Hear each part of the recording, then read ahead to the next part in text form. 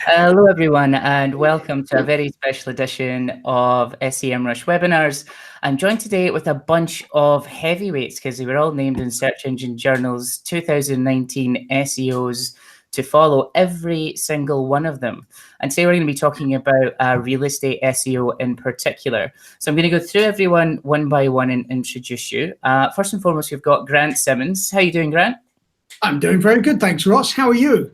I am doing fantastic. I've had 2 Snickers bars and 3 coffees, so I'm feeling very, very energetic. For anyone who doesn't know, Grant is the Vice President of Performance Marketing at homes.com, and he helps optimize lead generation and qualified traffic for one of the biggest real estates literally in the world, if not in the States. He describes himself as a proud American with a funny accent. Let's hear the accent. Hello, I am really American. Now, on funny accents, the interesting thing for me was the first time we met, Grant, you said that I sounded like Mrs. Doubtfire. And you still do, Ross. You still do. And literally every YouTube comment now is like, oh yeah, you do sound like Mrs. Doubtfire. So thanks for that. Your fun fact, you lived in Australia, but you're not Australian. You're a competitive sailor, and you first met your wife on AOL. Really? Was that by typing ASL on AOL? I met my first wife on AOL. I met my second wife on Match.com. Match is much better, just saying. All right. I'll need to get into that. I've not quite cracked the whole being an SEO nerd and actually talking to women yet, so you'll need to give me some tips. I understand it says here you've been to Scotland a number of times, but never been to Ireland. I understand that you just hate the Irish. Is that correct? If there's any Irish on here, no, not at all. I'm only kidding. Well, thank you, Grant. It's lovely to have you here. I'm going to go through the rest of the guys. We have also got Simon Heseltine here. He is the Vice President of Audience Growth at Trader Interactive. Simon, how are you doing? Not so bad. Good stuff. Where is that accent from? Talking of accents. Well, Virginia, but yeah, I may have spent about 21 years in the UK. I born in Yorkshire, grew up in Manchester. Fantastic. And so for that makes you Welsh, right? There you go. Close. Terrible joke. So Simon's fun fact is you're the Duke of Simoncorg brackets Ladonia. Can you explain what that is and what's going on there? Well, Ladonia is a micronation in Europe, and last October I had a ceremony where I became the Duke of Simoncorg, where the Queen ennobled me, Queen Caroline of Ladonia, and Jesse had the same. Yeah, that is insane. Your dinner party talks, like if you're a couple of wines in and you rock that one out, you're like, really? Is that a thing?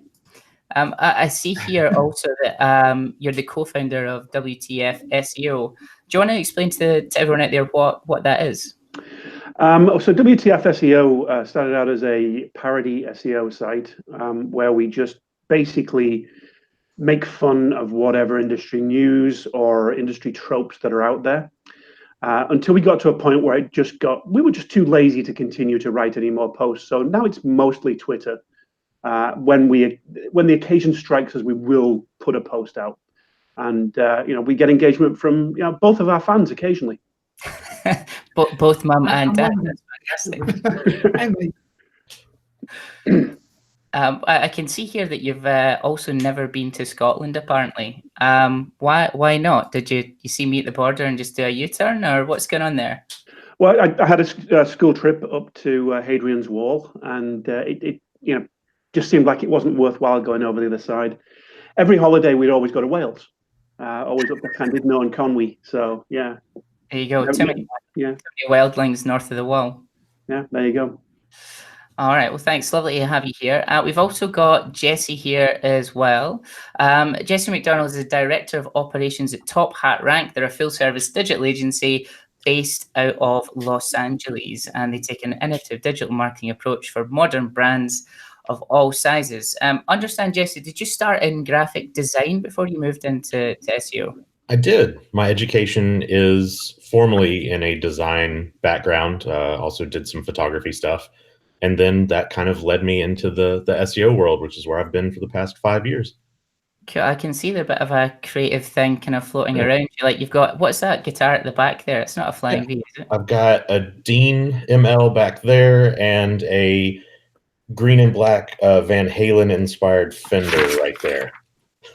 Very nice, very nice. Yeah, I'm a bit of a blues guy, but I'd like, Same. yeah, it's super fun. Yeah.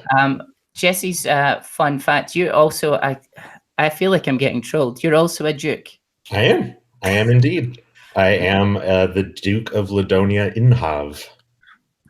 Wow, I feel that I need to get in on this action. Grant, you're not a Duke, are you, Grant? I'm the Duke of Earl. Duke of Earl. Duke. Okay. See, everyone thinks SEOs aren't funny. Yeah, and everyone just turned off. Yeah, exactly. Our viewerships went to hard zero. Well, that's... Have a guitar. Well, guys, the chat is really kind of warming up, which is quite nice. So if you've got any questions as we go, please feel free to ask.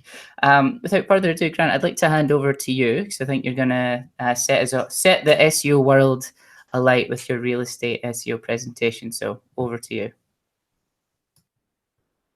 And we just lost Grant. Oh, that's fantastic. So, well, Grant is, so sadly, ladies and gentlemen, Grant has an oil-powered machine. So he's clearly just run out of oil. He's going to wind up the machine. He's perhaps not paid his electricity bill. So we're just going to wait on him coming back. Oh, and he's back. Yes. That was easy, wasn't it? You put more money in the meter, and here you are. All right, over to you, Grant. Hi, guys. Well, hopefully you can all see my screen. Yes. Excellent. Thank you, all of you. That's right. So we're going to talk a little bit about SEO for real estate. Obviously, it's the main focus of this chat today. You obviously met me already. We all know that SEO is important, and that's a big dough. Obviously, as a real estate person, and I've been in the real estate space for almost 10 years, worked as the agency of record for Remax before coming here, and actually doing some other stuff with various other apartments and other places. So SEO we know is important. Why is it important? 95% of home buyers start off online using the information within the home buying process, and most of them are in market, which means they're more likely to buy a house in the next 6 to 12 months once they start that process. Now, if we really want to be SEO-driven real estate agents and capture that particular audience, what we've got to think about is what are the main key elements that Google is looking at. Google is the largest search engine on the web. And what are we looking at as a real estate agent that really is important for users and folks searching for homes? So let's start with that definition of real estate SEO. So it's the work, I'm going to read this just because it's up on screen here, the work that goes into showing the search engine you're the most trusted source of information, and you provide the most authoritative answers to searchers' questions related to buying and selling homes in your area of expertise.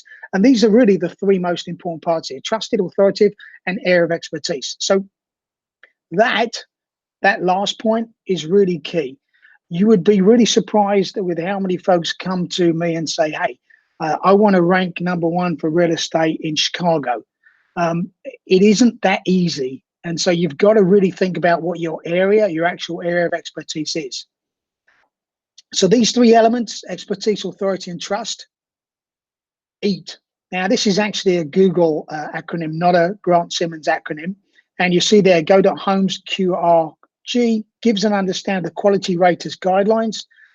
These give an understanding of what Google is looking for in a page from a standpoint of expertise, authority, and trust.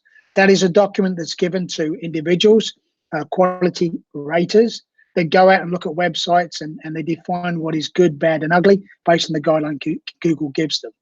So really, EAT is what you should be looking at. And underscoring, again, of homes in a specific area of expertise. So what is your area of expertise? It really comes down to as we've said in real estate for a long time, location, location, location.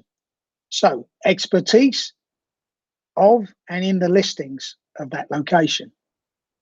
You know, what makes you an expert in that location and the listings in that location?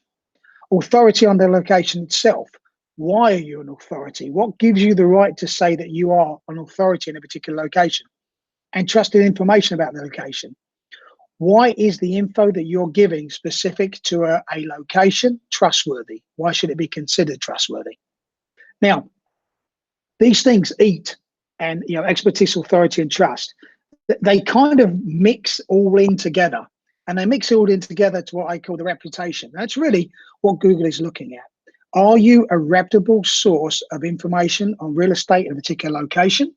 And if you are, you're liable to rank higher than someone that might not have a similar or better reputation. So expert, authoritative, and trusted are those key elements. Reputation is the big wrapper around it. And those other three elements kind of blur a little bit. I'm going to give you one definition today, and there are many of how one should describe expert, authoritative, and trustworthy. So before we get into that, I want to make one thing really clear. All right. You're not a programmer. All right. We have to understand that real estate agents, brokers are busy. They don't have time to do their own, not necessarily SEO, but their own technical SEO. All right. Technical SEO is kind of tough. And really, your website does need to work first before you can do any other SEO. And those things include, good hosting, good code, good speed, a good template. If you're using a template, a good provider of that service. Because if it doesn't work, nothing I tell you today, nothing Jesse or Ross or Simon tell you today will work. You've got to make sure that platform is 100% solid. And this is the kind of technical stuff I'm talking about. Site structure, schema, XML sitemaps, robots text, the flux capacity. Well, the flux capacitor is probably not exactly needed, but you can get one O'Reilly Auto if you want. But enough about that. Site structure, schema, XML sitemaps, robots text are all important elements. And it really have to partner with someone that understands technology to make sure that is okay. And there's plugins for WordPress. There's plugins for some of the other CMSs that make it worthwhile and easy to do. But this is really the bare minimum. You've got to make sure the technical stuff is taken care of. Then you can work on building the expertise, authority, and trust in your site. And the technical stuff, the availability of your site also contributes to that trust. If someone goes to a site and search engines go to a site and it's not working, they're going to have a lower level of trust in that site. So let's get down to the stuff you can actually do if you're not a technical whiz. So real estate, expertise, authority, and trust. In practice, the nuts and bolts. And if you know Monty Python, this is all about eating sketch. So expert of and in the listings location. So one definition. Listings are your primary content. All right, that's your primary differentiation. The more listings you have, the better generally you're going to be, because an authority, an expert in an area has the most amount of listings. So we know that's a challenge more often than not, getting more listings, but generally you want to be an expert. You want to make sure you have as many listings as possible. And if that means syndicating from the MLS or via IDX, you can do it that way. You should be descriptive in the descriptions. So a lot of times, if you do get a feed from your brokerage or via the MLS or via IDX feed, you should take some time and make the descriptions more descriptive. And by that, I mean, if the same content appears on lots of different sites, it isn't as valuable. An expert is going to add things that make sense, add things that give more context to the listing, add things that make it more attractive, add things that demonstrate their expertise. That includes making sure your own listings have great photography and or video. These kind of elements improve the value and improve the expertise that you might have in the eyes of search engines. Put the home in context of the location. So more often than not, people are searching for homes in a specific neighborhood, but make sure they also understand that there's public transport nearby, or there's what the schools are like. What kind of businesses might be nearby? How far are you away from the center of town? This is all great information that shows that you're an expert, shows you really understand what's happening in that particular area. And this is also differentiated from other folks that might just be putting out just the listings they get off the MLS. So I want to add in a little bit about the expertise, a word about words, because a lot of times you hear about keywords and queries and everything else. It's really important to understand how people are actually searching for properties in the area where you're representing. So research those queries, how people search. Now, tools like Semrush, and there's others as well, can help you understand how people are actually searching, what words they're using. And then also ask locals, ask real people. If you are an expert in the area you're at, you understand how people are searching, what makes the area special to them, why it's appealing and why it might be appealing to other folks. So more often than not, I always recommend that you talk to either the people that are looking, the people that have already moved, or just go around the neighborhood and chat to people and say, hey, why is this such a great place? How would you describe it to people? Because it might come up with something that you never even thought about. Well, we're right near this trail. Okay, great. That might be really attractive for people looking to work out fitness. And then use your brain. It is pretty smart. If you are an expert, you really already understand the area that you're representing, and you should think about how to position differently the words that you use within listings, within descriptions, within your website. An example might be a bungalow versus a ranch style. Some people in the area might call it a ranch style. Some people might call it a bungalow. Same thing with downtown versus Main Street. There's going to be a vernacular that's used locally that you want to make sure you're aware of and you use within the website. A little bit more about words. Use the right words in page titles and H1 tags. So this is generally if you're using a CMS like WordPress, the title of the page is generally what you put into the box as the title of the actual page itself or the post.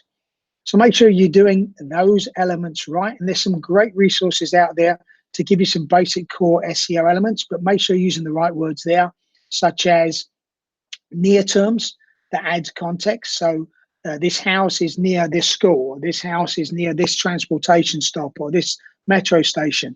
So near and near me terms also give an expert view of something. It's like when you go up to someone who lives in a town, they say, oh, it's just over there, near there, or around the corner. Think about those terms, think about those colloquialisms that give the impression and the understanding of expertise. And be creative in any blog post you do. We always recommend, creating blog posts once you've got a main site up, because that adds additional context and adds additional understanding of the expertise you have.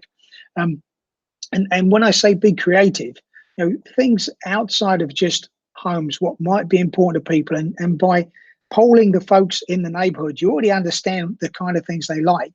So if a big pull is restaurants, then talk about restaurants. The big thing is families in the area, and talk about families, and just come up with some different ideas that make sense. And these are just some examples of titles you can use. But really, in understanding how people search, understanding why people search, understand the people in the area, you can actually come up with some really good blog posts that attract people in and give them a better understanding of you as the expert. Now, a byproduct of great content that you're going to create is the people link to it. And we talk about linking in some of the other sections, but links are valuable for SEO and are valuable to reinforce this expertise as well. All right. Last thing we're going to talk about, expert answers about the location. So research questions that people are asking about the particular location. Where's the nearest park-in location? How good are the schools in this location? What's my commute going to be like in this location? These are all questions that you can answer really, really easily within the main content of your site. Hey, we're only 10 minutes from IBM. We're only 15 minutes from Google. We're only 10 minutes from the downtown M stop. These are all things that are really great to put in there to give, once again, context and understanding that people are searching. And as we said before, we should give the best answers to those questions. Tools like Semrush can help from that standpoint. Use your brain again and ask the people. All right, everyone uses search engines. It's a good idea to use that. Okay, I've been told to click the hide button. There you go. Whoop. No, wrong one, Simon. Okay, all right. Now, once you've got those questions, research the questions people ask them, answer them fantastically, answer them completely, answer them comprehensively.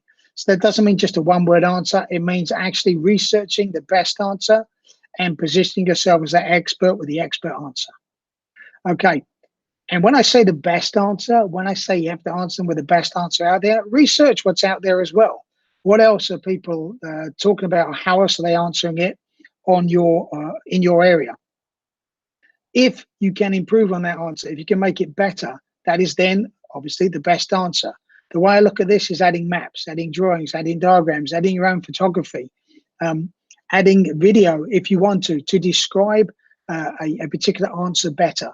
So if someone's talking about, you know, the walk to the local bus station, maybe you can do a video of that walk and say what's along the way, what shops might be there. Maybe you can do a walk around or a tour of the neighborhood and talk to people and say, what makes this neighborhood great? These are all things that make a better answer even better. Okay, next up, talk about expertise, authority, and location. As I said, there's some muddiness between these. They all tie back to the reputation. So an authority on the location. This comes down to citations and reviews and third-party type affirmation of how you are an authority. Your credentials, obviously NAR, Realtor, anything like that from a standpoint of local M&S affiliations or local affiliations, association membership, quoted in local publications, and really we come back to that reputation is key.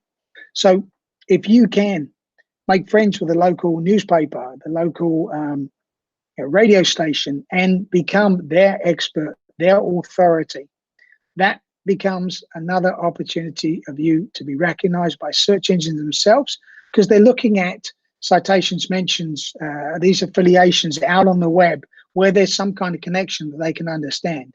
So make sure you make those connections. It's really important. And really, this is the key thing. Google needs to know that you are the legitimate authority, which means you're a real person, that you have a real address, a real phone number, you're available at real times. You know, the reviews should reflect your expertise, your authority, and your trust, because you should be the guy or gal that folks go to because of that legitimacy, because they know that you can buy or sell a home for them. So, trusted information about location.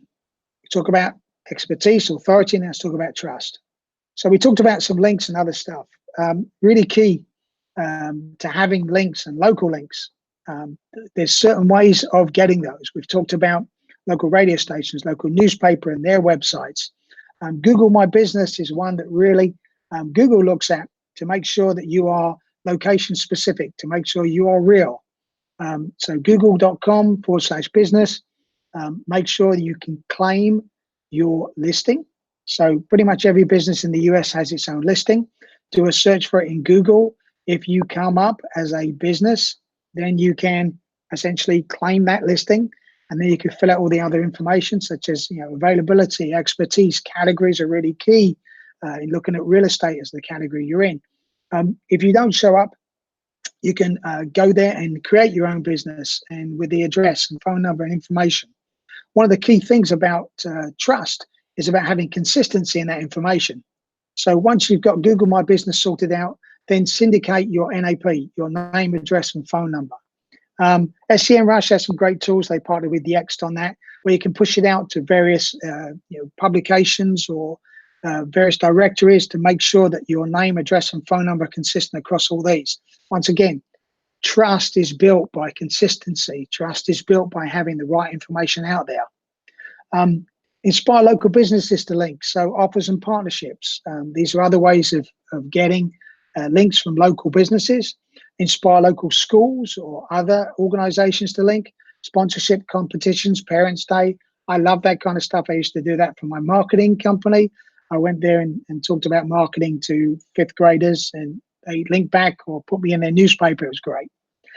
And then build link-worthy content. So we've talked about that already. So when you build great content, say you built great content about the local businesses, then reach out to those local businesses and say, hey, I wrote this article about why it's a great place to come and live. And I know you guys are looking for great workers. Why don't you promote it for me? Maybe it can be a win-win. So think about building real link-worthy content and then promoting it to the folks that you've already known in the area. promote it to your customers, promote it around the neighborhood, promote it through these connections you've made. All right. So the mix is always perfect. This is one of those things. If you're a musician, you know the mix is never actually perfect. You'll keep going forever. And EAT is exactly like that. It comes down to the trust and reputation that you can build using expertise, authority, and trust. And just once again, to go over it, it's a big mix of elements. Some things might fall into multiple areas there. You've got to be known as an expert in the location. You've got to be authoritative. That's third parties saying how wonderful you are. And you've got to make sure from a trust standpoint, everything is consistent, including from a Google standpoint. So the technical stuff, I'm just reminding you that has to be done, that you have to partner with someone or a provider that gives you that technical baseline, because none of this stuff is going to work if your site isn't available. So, and that does make you a little bit crazy sometimes. The technical stuff has to be right. All right, final point before we get into a free-for-all here. We all want to be Aquaman or woman of real estate. Now, the only reason this came into my head is because the DVD or the digital download just got released this week. I was thinking, who do we all want to be? And we really all want to be Aquaman or Aquawoman. And it's not easy because it's competitive.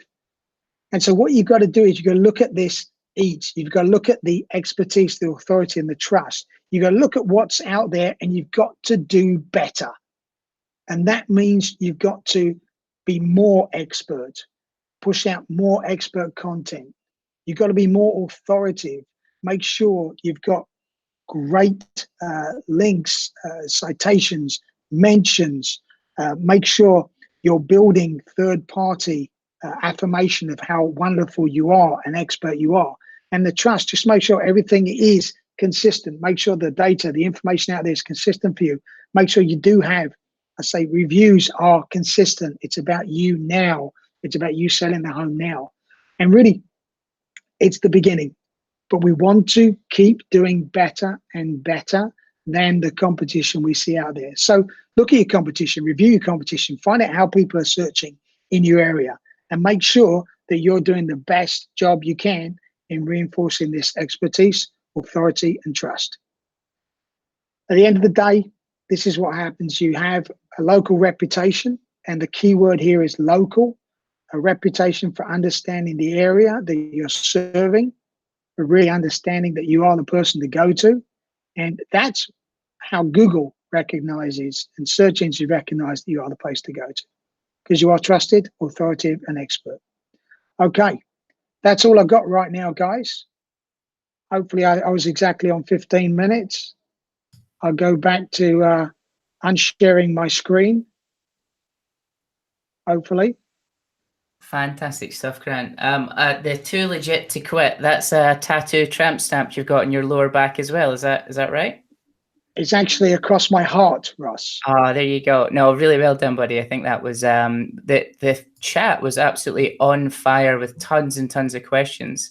And I'd like to loop some of the guys in to maybe start answering some of them. One of the big themes that a bunch of people were asking, so Kimberly Loveland said, so I'm basically convinced that SEO is not going to be really influential for individual real estate agent websites. There are one, too many of us, and two, Remax and Zillow, etc. will always be at the top. Bit of a defeatist attitude, but I can absolutely see where she's coming from. Do you have any comments on that? Sure. I think the first thing is if you are authoritative and recognized as a local business, you have the opportunity of appearing above those guys in the local pack, which is something where Google recognizes a local business, a local search intent, and shows a pack of anywhere from 1 to 3 to 5, depends on which test they're doing, where you have a chance of appearing above some of the major search engines or in second position from those search engines.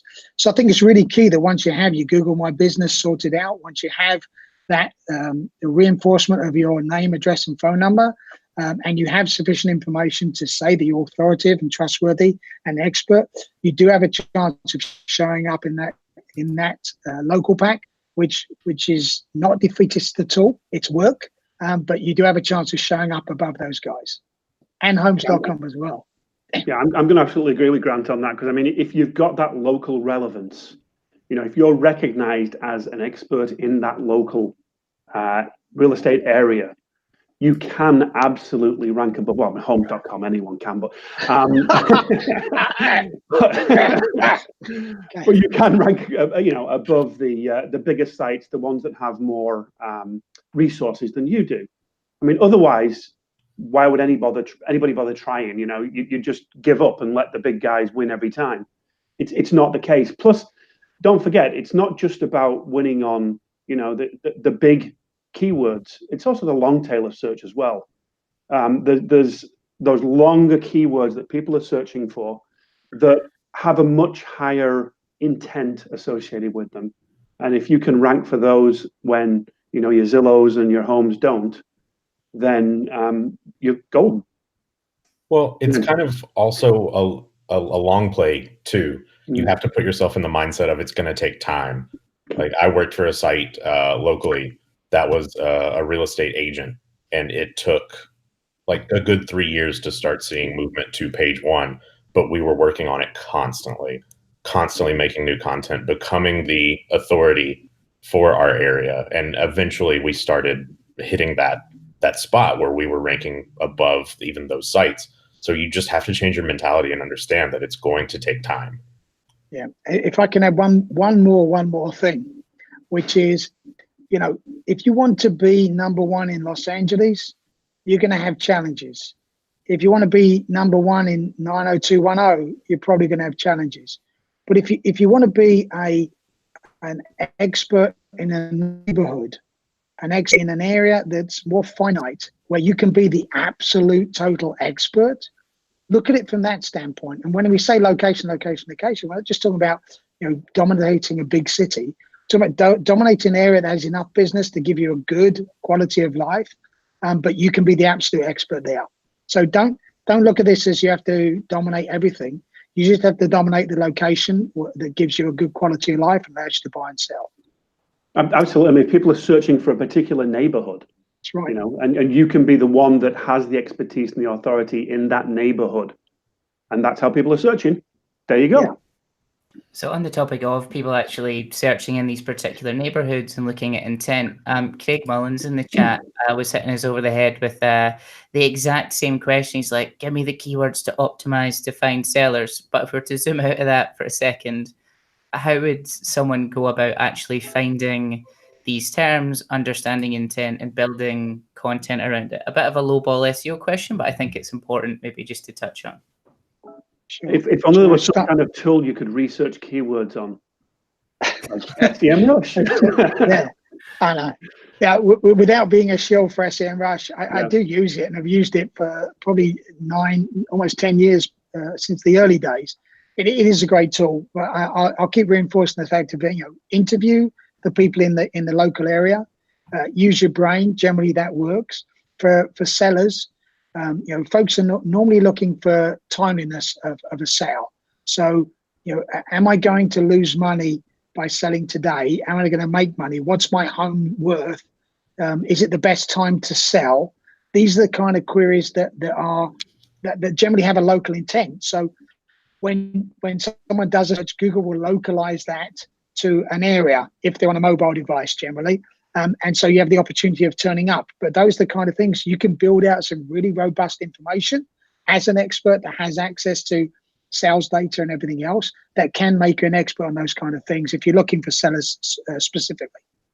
And one of the things Grant mentioned in his presentation was, your searchers, people are searchers. Ask them as well, what are the types of questions that people are asking when they're looking to buy, when they're looking for real estate, when they're looking to research, and build that content out. One of the things that we did was, being in Austin, and Austin being one of those places where people are just moving to on a daily basis. I think it's like 100 people move to Austin every single day. We were looking at what information people would want to know about Austin. So we started creating that content. Like, here are places. One of our biggest pieces was restaurants that were dog friendly, because Austin's a very dog friendly community. So we started listing all of those out, linking back to those restaurants, giving more information about it. So then we became the authority on like what to do as one of the most popular, kind of areas in Austin. And that just gained so much traction that it moved more into the creating an awareness part of that buyer journey, as opposed to that very heavy purchasing cycle. So doing things like that really helps. Well, the other thing I'd throw out as well is it depends on the type of real estate. So, for example, we were working with a site that was primarily for university students, where they were going to be renting real estate, renting apartments. And for that, we found that the thing that people were most looking for was around the security. And that was because the parents were typically the ones that were first looking for the places for the kids to stay when they went to university. And the parents cared about that security. That was an aspect that was important for them. So we built all that content out around the security of that neighborhood, as well as then adding in all the other elements around what's in that neighborhood and what's important. So yeah, think about that as well. Yeah, students are looking for what's a 5-minute stumble from the best spot. but you have to know your audience, and there is going to be different intent based on who's searching. You're 100% right. Parents, security was number one. They're also looking for, because they're paying for it, affordability, and they're looking for stuff that, from my standpoint, it was either bike friendly or from a standpoint of public transport friendly, because the kids didn't have cars. This was a lot of context that when I was working with you, Simon, we were looking at that content as being really key, because there's different levels of when somebody's searching, what they're searching for. The idea of what you're saying, Jesse, there's top funnel, mid funnel, lower funnel. Someone's looking just, where should I live in Austin? They're not just saying, I'm going to move to Austin. Then we can give them information about neighborhoods. If they're saying about neighborhoods and they recognize them as restaurants are important, or dogs are important, or something else, then we can start talking about pet friendliness of those. So it really filters down people so we get them at the right time, the right place. So I suppose like content differentiation is one way to, you would say, kind of stand out at all different areas of the funnel. So outside of just differentiating the targeting of the content, one of the questions that was asked was, what can we do to stand out against the big guys in particular?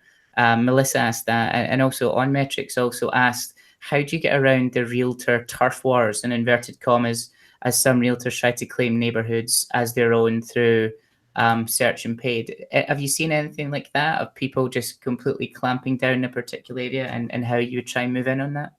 Is that Game of Homes? Game of Homes. I had to get it in somewhere. There you go. I think you just have to wield a mighty pen. To be honest, people can claim lots, but Google is not looking at who has the loudest voice. They're looking at the best context, the best content, and the best understanding of that area. I think building local citations is really key to that, because other people are saying you're the expert. And it really comes down to social media as well, so that you can get some visibility there. And that doesn't directly correlate to your rankings, but it correlates to discoverability. I think really getting folks to mention you in different areas around the web, certainly customers, certainly businesses, certainly education institutions, things like that can be really valuable. I had also harked back to your presentation as well, Grant, where you said about uniqueness of content. If everybody's getting the same feed and presenting the same feed to Google, how are you going to win on that? You're just saying you're like everybody else. You've got to go in there. You've got to do some updates on the description. You've got to put some additional features on there. Know what people are looking for around those, and override what's coming through in that feed, just to get yourself out there a little bit more unique, a little bit differentiated. And Google can like that. Yeah, I think that makes a lot of sense. I mean, so that, I suppose you'd class that as the expertise part, right? When you're building out that content. One of the things that came through the chat was looking at the authority part, and someone actually asked, how do you actually build EAT personally, and how do you physically go about that? Grant, your talk alluded to getting citations and links from partnerships. Can you talk about that a little bit more, and down to the nitty gritty of what that actually means? Do you mean like calling up partners and getting them to add links? Like, how does that work? So the way we've done this in the past is really reaching out to local businesses, for example, and saying, can we write about your ideal employee? Who would you be looking for if someone was moving into the area and you wanted to hire them? What would that person look like? And so they would tell us, and we'd write them some content and, guest blog, but get them to put it on their company blog as a win-win for them, because they're looking for people. And Austin is particularly like that. There's a lot of good opportunities there. So I do it from that standpoint. Also, it's really relatively easy to go to a local school. They're always looking for sponsored opportunities, the local PTA and things like that, and basically go, how can I help? Generally, it's money, it's time, it's things like that. But you say to them, can I help write something about the real estate in the area, or can I interview some of the parents? And those parents generally have businesses or websites or stuff like that. You're really trying to build this network, a local network of folks. And from my standpoint, the nitty gritty comes down to not necessarily picking up the phone, face to face. You are more likely to get something that's a win-win if you're talking to someone and they already know you. The cold calling stuff, we all know, we all get 50 calls a day from various people asking us to put a guest post up or do something else. When you know someone, and I did this, I built a website for a school, one of my marketing company, in California, and basically got a lot of links, a lot of parents, interested and making notes. And I went out there and I said to the parents, would you mind giving me a review of the website? And then that was something that I was able to use and leverage as unique content as well. So think about that. Go to a school, help them out, write something about the school and how wonderful it was, the experience, have the school link to that article and things like that. There's lots of ways of getting down there, but cold calling is the worst way of building local connections. It's really going to be about more face-to-face, walk into a local business, ask them how you can help them, and use that, leverage that to get some kind of link, mention, or citation. The key is to be genuinely helpful, especially from a local perspective, because when you are looking for things locally, you switch your mindset from the power, especially with link building, the power of the website to what value is it going to bring. So you start looking at almost from a guerrilla marketing perspective, okay, while I might get a link from this, I'm also, helping out this little league team, and my logo is going to be in front of parents for an entire season. That completely changes the game from a local perspective, especially in real estate, because a real estate agent ends up being such a forward-facing community figure that once you implement that genuine helpfulness, things start blowing up from an expertise and authority perspective as well, as long as you're hitting all of those components correctly. What do you think about leveraging social to pick back into search? I know it's been a little bit of a contentious point for a while, how we can see correlation, but particularly no causation with high social traffic and engagement tending to push rankings. I know Rand did a big study on it back in the day. What's your thoughts on using that to build authority and trust with regards to search, or do you think it's perhaps something to stay away from? It's discoverability. It enables people who may not necessarily have known about your business to find out about you, especially if you've got good content that's being shared, and then they'll go to your site. And who knows, maybe if it's interesting content that you're putting up on Facebook or whatever social channel you're using, maybe they'll write about it, maybe they'll link to it. So you can get the boost from it from that particular way. But yeah, that's probably about the best way to go about it. Yeah, I think it's a great way of Facebook local of making connections that has the potential of helping. Certainly, we'll keep underscoring the discoverability of content through social is really key, and I recommend that for every real estate agent. It also speed to discoverability is key. Sometimes if you can be first with a story or first with an idea or concept about an area, you do become an expert based on timeliness. And so social is a great way of being discovered quicker. And search engines, if it's a public post, can crawl that, can understand who the authority, who the person was that instigated that or started that. And then you do get some authority boost from that. Not from a link, but just from that timeliness, freshness, freshness component of it. It's like the QDF part of the algorithm, right? Exactly. Quality deserves freshness. Sorry, it's been a long day. It's only Tuesday. There you go. And going back to what Grant said as well about the technical stuff on your site, if your site is just technically bad and Google's having issues crawling it, at least with social, you don't necessarily have to worry about that. You're just pushing it out to social so people can just find it and get to it. You're not worrying about Google being able to crawl it. But obviously, you want to fix that, or have your dev team or whoever is building your site fix that. Yeah, I think it makes a lot of sense. Like one of the guys in the chat there also asked, with regards to social, should I put all my eggs in one basket and build out on social profiles or build out on my own website? I think the answer there is probably both, and probably don't. Do you have any comments on that? Well, what I would say, when BuzzFeed launched, their CEO, Jonah Peretti, came out and said he was building a site purely for social. He wasn't writing a site for search engines. And then Facebook made algorithm changes and their traffic dropped off, and suddenly they decided they really needed to do something on the Google side of things. So, if you put all your eggs in one basket, Google's going to make a change, Facebook's going to make a change, Instagram's going to make a change, Pinterest's going to make a change. Diversify, go with the full marketing mix, go with whatever channel that your audience is at, so that they can actually come and find you. They can come and come to the open houses. They can come buy the houses from you and what have you. That's really the best way to go about it there. But the key is don't spread yourself too thin. Stay within what your ability is. Mm-hmm. Yeah, I mean, you can't do everything. You can't wear every hat. Mm-hmm. You can wear every hat, but you look incredibly silly. Mm-hmm. Yeah. So, God, the SEO joke's flowing. So one of the guys asked a really nitty-gritty question, Grant. In your presentation, you were talking about NAP, name, address, phone number. How do they actually syndicate that stuff and actually start building it out? Practically, what do you do? So, and I don't want to be a shill for Semrush, but they do have a great tool. Oh my God, checks in the post. I know. There are other ones, and this is built on top of Yext, YEXT, which is a great tool as a standalone as well. And essentially what you're doing is you are making sure that your name, address, phone number, and other details are entered in one place and then syndicated to all the places that you think are relevant in one click.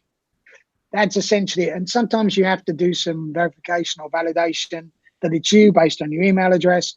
But from my perspective, it's a relatively quick process. You could do in an afternoon just to make sure everything's right, and then you can go and check and make sure everything is right. But that's the way of doing it. It used to be you'd reach out manually to a lot of this stuff. Now there's great tools that let you do that, and Semrush has integrated one in there, and Yext and some other business intelligence tools are doing it as well. So definitely worthwhile. I don't think it used to be you'd have to reach out manually, wait for a postcard to arrive at your address, yeah, and then fill the information out. We actually white label another vendor for doing this, the same thing. But, yeah. Well, we had to wait for Pony Express back in my day, so. And another important element of that, so while you're getting your NAP out into the appropriate aggregators, it's also having it on your website correctly.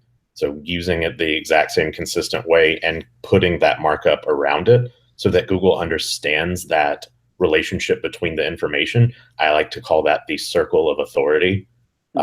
So then you're building it up between the two different signals.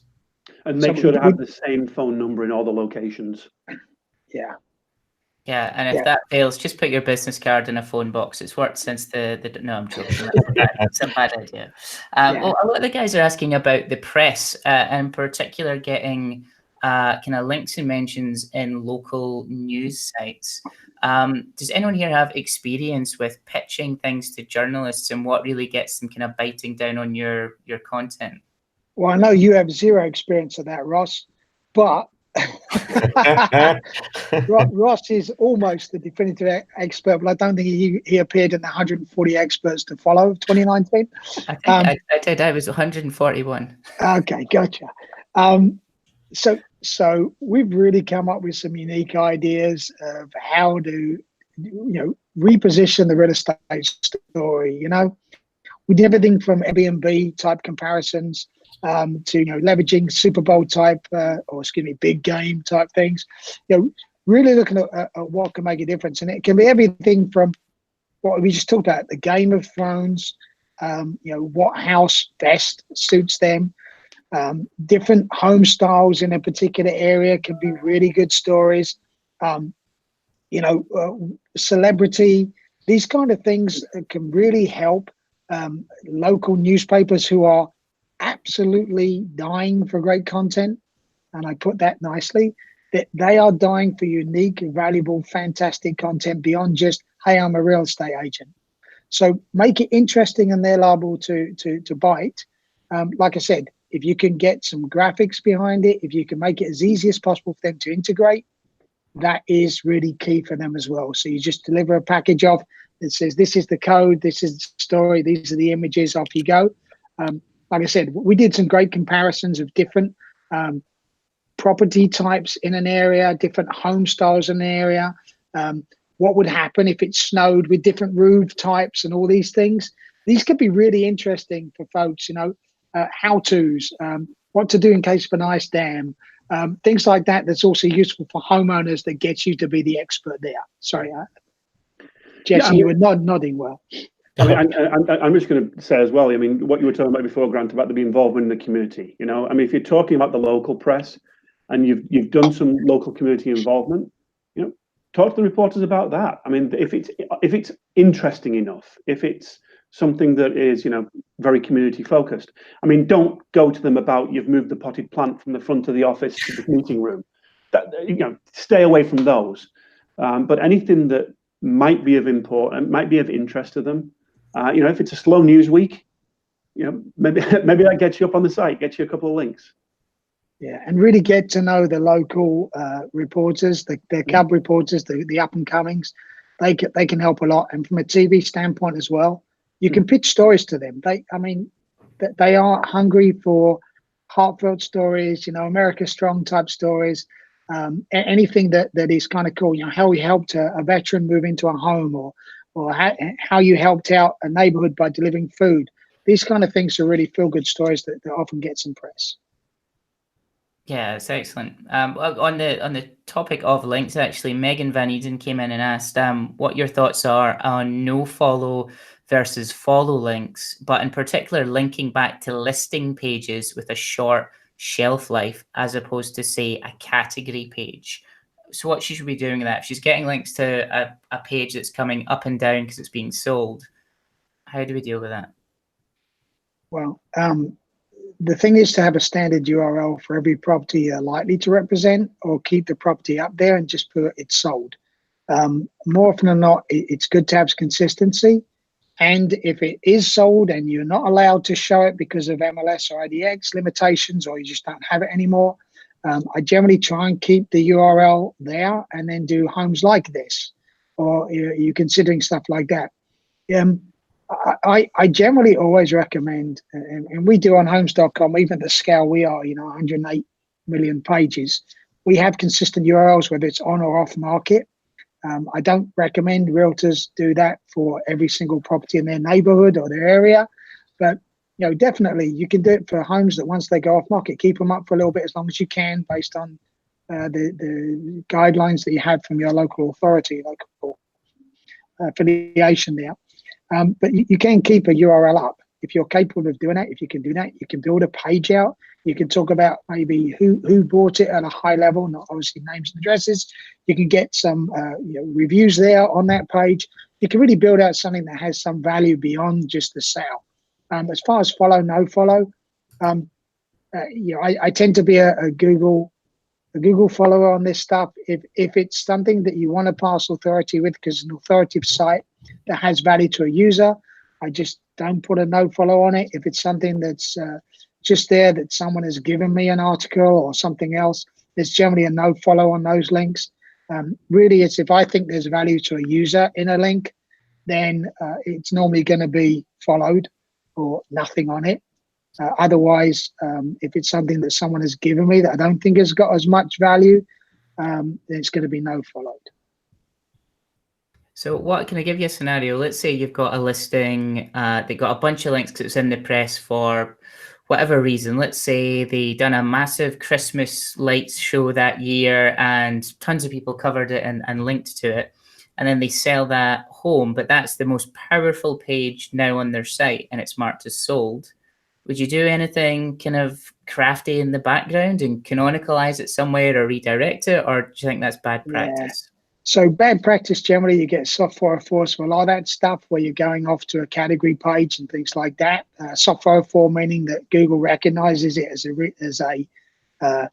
a redirect, but doesn't think it's like the original page enough or doesn't think the value's there. So I'd normally just suggest you could build out a page that's similar, that has all the information of the listing, and then talks about the selling process, how long it took. So augment that page with additional information. Really what you're trying to do is get even more authority and uniqueness on that page. And that's all I'd suggest. And you can certainly do that with some of the CMSs like WordPress and things like that. I wouldn't play around until, maybe a year later, you can start looking at what else you can do. And that's an arbitrary number, but look at what else you can do to distribute that authority to other listings, listings like this and things like that. Yeah, makes a lot of sense. So we're kind of coming towards the end. So I'd like one final little nugget from everyone, if that's possible. So let's say I'm a real estate agent. I'm a bad one because I've only got $100 in my pocket. What am I spending that money on in your estimations to get me ranking a little higher and driving some organic traffic? So if you could spend $100 to help you increase your visibility, what would you guys be spending that on? Who wants to go first? Jesse, do you want to go first? I would say content creation. Create kind of content that like what we've been speaking on, and then use your organic network to get that out there for free. That makes a huge difference. Excellent. Thank you, Jesse. Simon, do you want to? I'm going to say pretty much the same because, $100 isn't going to go far. And you're probably going to get one page out of that. So yeah, just try and ideate, pick something that's going to have some form of impact, that's going to have that uniqueness, going to have some interest, and yeah, just push that out, push it out wherever you can. So I might be a little bit different, but I do agree content, but I'd probably spend $5 on gas to drive somewhere quiet.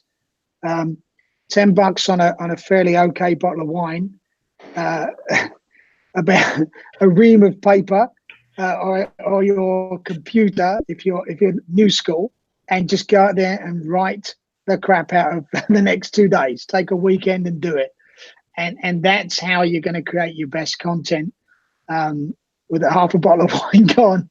But no, you're going to write some great content, but coming up, brainstorm, use something like Semrush or something else, another tool, come up with some ideas, and just knock out 20 articles or 10 or 5, and knock that out in a weekend, and then just sit down afterwards and then distribute it out slowly, promote that as best you can, make sure it's of interest to local people.